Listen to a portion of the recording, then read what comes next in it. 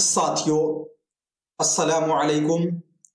मैं निशात अहमद आप तमाम साथियों का इस्तकबाल करता हूं, खैर मकदम करता हूं, वेलकम करता हूं। आप लोग लाइक कर दीजिए। इनको सब्सक्राइब नहीं किया है तो जरूर सब्सक्राइब कर लेंगे।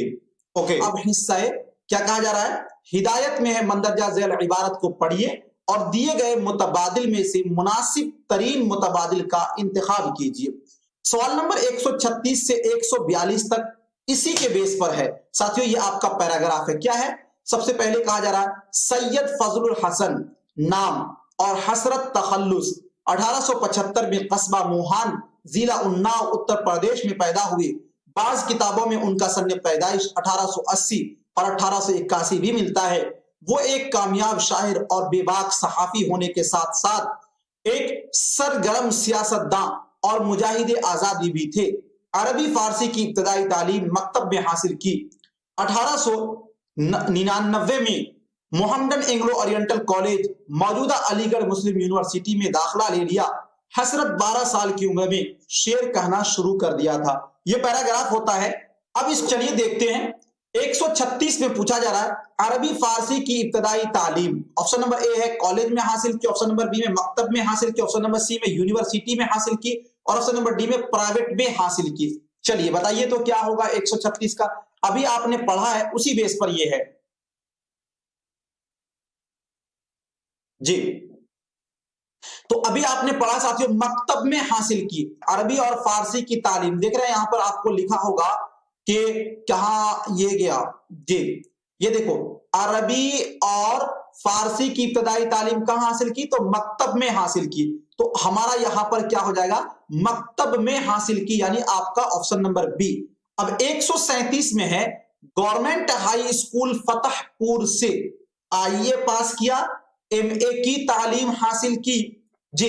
ये हमारा 137 है। और उसके बाद साथियों आगे हमारा 137 का आपको ये है 138 जी। मैट्रिक पास किया और बीए पास किया। तो इसका साथियों होगा क्या होगा जी? 137 नंबर क्वेश्चन है आपका जी। तो इसका option number C matric pass किया था। ठीक है, ऑप्शन नंबर सी आपका राइट हो जाएगा। चलिए अगला क्वेश्चन है 138 नंबर में। वह एक कामयाब शायर थे। थोड़ा हमें छोटा करना ही होगा इसको जी। वो एक कामयाब शायर और बेबाक मुअल्लिम थे, बेबाक मुकर्रिर थे, बेबाक सहाफी थे और ऑप्शन नंबर डी में है बेलाग खतीब थे। तो अभी आपने यहां पे पढ़ा कि वो एक बेबाक क्या थे? सहाफी थे। तो आपको क्या होगा? ऑप्शन नंबर सी बेबाक वो क्या थे? सहाफी थे। 139 में है सरगर्म सियासतदां और डॉट डॉट सरगर्म कारकुन थे, सरगर्म मुहक्किक थे और मुजाहिद आजादी भी थे, सरगर्म मुदर्रिस थे। ये आपको थोड़ा और इसको छोटा करना होगा मैं जी। 139 का साथियों तो क्या थे? सरगर्म सियासतदां के साथ साथ वो क्या थे साथियों? मुजाहिदे आजादी भी थे। क्या थे? मुजाहिदे आजादी भी थे। 139 का साथियों क्या हो जाएगा? आपका ऑप्शन नंबर सी राइट हो जाएगा। ठीक है, चलिए अगला क्वेश्चन है अब आपका 140 नंबर क्वेश्चन में फजलुल हसन हसरत पैदा हुए। कब पैदा हुए? 1875 में, 1850 में, 1848 में और 1869 में। तो 140 ये सभी साथियों पैराग्राफ के हैं। तो आपको दिया हुआ था उसमें 1875 में, ऑप्शन नंबर ए आपका राइट हो जाएगा। 141 में है वह कलमी नाम जिसे शायर अपने शेर में इस्तेमाल करता है। ये ग्रामर का क्वेश्चन है। तो उसे साथियों क्या कहा जाता है? तखल्लुस कहा जाता है। आपका जो है वो ऑप्शन नंबर बी। अब 142 नंबर में है मुजाहिदे आजादी का माना होता है। अब ये भी आपका ग्रामर का क्वेश्चन है जी। ये भी ग्रामर का है। मुजाहिदे आजादी का माना क्या होता है? आजादी के लिए लड़ने वाला, घर के लिए लड़ने वाला। तो मुजाहिदे आजादी का माना क्या होता है? आजादी के लिए लड़ने वाला। आपका जो है वो ऑप्शन नंबर ए राइट हो जाएगा। ठीक है, चलिए 143 जो है फिर आपको पढ़ना होगा जी। उसमें कहा रहा है मंदरजा झैल नज्म को पढ़िए और दिए गए मुतबादिल में से मुनासिब तरीन मुतबादिल का इंतखाब कीजिए। अब इस नज्म को पढ़ना होगा। नज्म क्या है? कोई भी घर हो दिवाली के दिए जलते थे, ईद भर देती थी सीनों में उजाले क्या क्या, रंग होली का हर एक दिल में बिखर जाना था, चेहरे पे दमक उठते थे लाले क्या क्या, अजनबी हाथों ने लिखी थी जो तारीख तेरी, उसको क्या नाम दे सोची हुई तोहमत के सिवा, अपने हर प्यार को नफरत में बदलना चाहा, क्या पुकारें उसे चालाक सियासत के सिवा। लगता है आज ही के लिए आ गया है साथियों, बहुत मस्त है। ऐ वतन हम तेरी तारीख लिखेंगे फिर से, तेरी तारीख है दिलजोई वो दिलदारी की। अब साथियों यहां पर आगे है, तेरी तारीख जिहद की वफा की तारीख, तेरी तारीख अखुवत की रवादारी की। अब इसमें कह रहा है ईद सीनों में क्या भर देती है, ईद सीनों में क्या भर देती है। ऑप्शन नंबर ए में खुशियां, उजाले, सिवैयां, मिठाइयां। तो देखो इसको अपने मन से नहीं करना है, अपने मन से करिएगा तो ईद जब आती है तो साथियों क्या होता है, खुशियां आती है, लेकिन आपको अपने मन से इसका आंसर नहीं देना है, जो ऑप्शन में दिया हुआ है वही आंसर आपको चुनना है।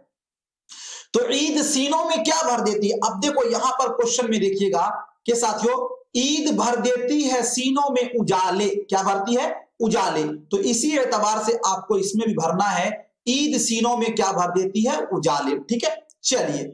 हर दिल में किसका रंग बिखर जाता है, दशहरा का, मुहर्रम का, होली का, सूरज का। तो अभी आपने पढ़ा है कि हर दिल में होली का रंग बिखर जाता है, आपका ऑप्शन नंबर सी। अगला है 145 ने, अजनबी हाथों ने क्या लिखी थी, तारीख तेरी, सवानिह तेरी, कलाम तेरी, हिसाब तेरा। जी, तो अजनबी हाथों ने साथियों क्या लिखी है, 145 का भी आपने पढ़ा है, तारीख तेरी, आपका ऑप्शन नंबर ए राइट हो जाएगा। अगला क्वेश्चन है, हम किसकी तारीख लिखेंगे, घर की, शहर की, गांव की, वतन की। तो सबसे लास्ट में आपने पढ़ा है, ऐ वतन हम तेरी तारीख लिखेंगे। तो किसकी तारीख लिखेंगे, वतन की, आपका ऑप्शन नंबर डी राइट हो जाएगा। ठीक है, 146 का। मानो इस तरह अगर आपको मैं 2013 से साथियों कराऊंगा, लगभग 700 लगभग वही 500-600 क्वेश्चन होंगे, इस तरह आपकी बहुत अच्छी तैयारी हो जाएगी। अब 147 में है जी, क्या कह रहा है, मुल्क की जमा है, मुल्क की जमा क्या होगी, मकामात, इलानात, ममालिक, मुहासिन। अब देखो ग्रामर के 3 क्वेश्चन शुरू में पूछे गए हैं, फिर एक क्वेश्चन यहां पे डाला गया है, मुल्क की जमा क्या होगी साथियों, ममालिक। याद रखिएगा ऑप्शन नंबर सी आपका राइट हो जाएगा। अगला क्वेश्चन है 148 में, पंख बिखेरो का माना होता है, पंख बिखेरो का माना होता है, चरिंदे, परिंदे, दरिंदे, चौपाए।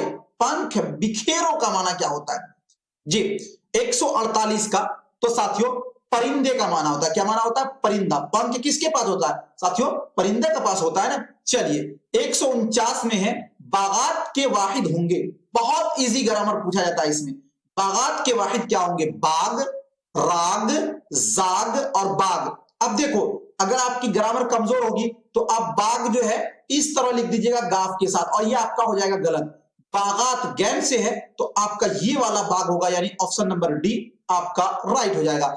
150 में है, मशरिक का जिद क्या होगा, जुनूब, शुमाल, मगरिब और तीनों। मशरिक का जिद यानी मशरिक का ऑपोजिट वर्ड, मशरिक का उल्टा क्या होगा, सभी लोग बताएंगे साथियों कमेंट करके। तो देखो मशरिक का उल्टा साथियों क्या होता है, मगरिब होता है। मशरिक के माने होते हैं ईस्ट यानी साथियों पूरब, ठीक है, मगरिब के माने पश्चिम। इसी तरह याद रखिएगा शुमाल के माने होते हैं उत्तर, और शुमाल का उल्टा होता है जुनूब, और जुनूब के माने होते हैं दक्षिण के। इस तरह साथियों 121 से लेकर 150 तक के क्वेश्चन को आज साथियों यानी 30 पेडागोजी के क्वेश्चन को मैंने आपको हल कराया। आई होप कि इस वीडियो से आपको बहुत सारी चीजें मिली होंगी। शुक्रिया। चलिए ठीक है, बहुत बहुत शुक्रिया आप तमाम साथियों का, थैंक यू, शुक्रिया, बहुत बहुत शुक्रिया।